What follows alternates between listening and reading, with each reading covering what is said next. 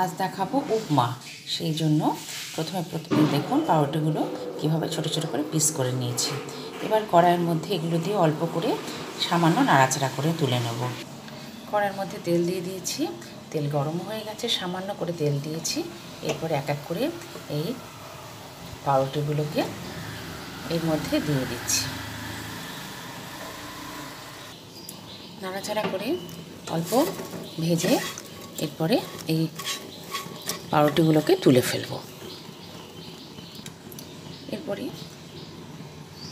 এই কড়াইয়ের মধ্যে অল্প পরিমাণে তেল দিয়ে দিচ্ছি।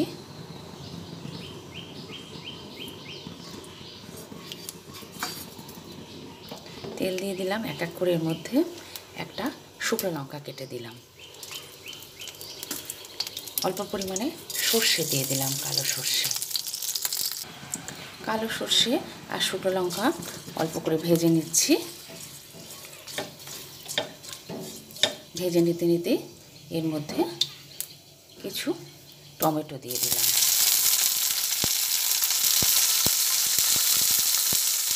টমেটো দিয়ে কিছু কারি পাতা এর মধ্যে দিয়ে দিলাম।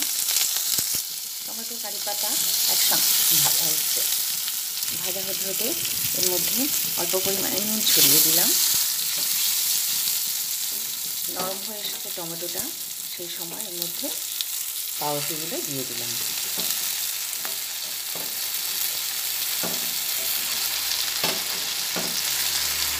পাউরুটিগুলো দিয়ে দিয়েছি। এবার ভালোভাবে উপনিচ করে দিচ্ছি।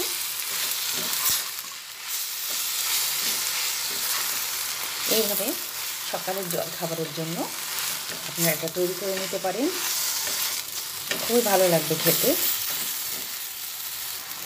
ভালোভাবে নাড়াচাড়া করে করে ভেজে নিচ্ছি।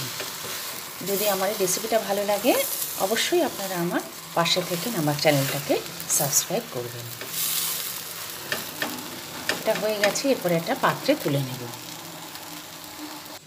এরপর একটা পাত্রে তুলে নিলাম। যদি ভালো লাগে অবশ্যই আপনারা আমার পাশে থাকবেন।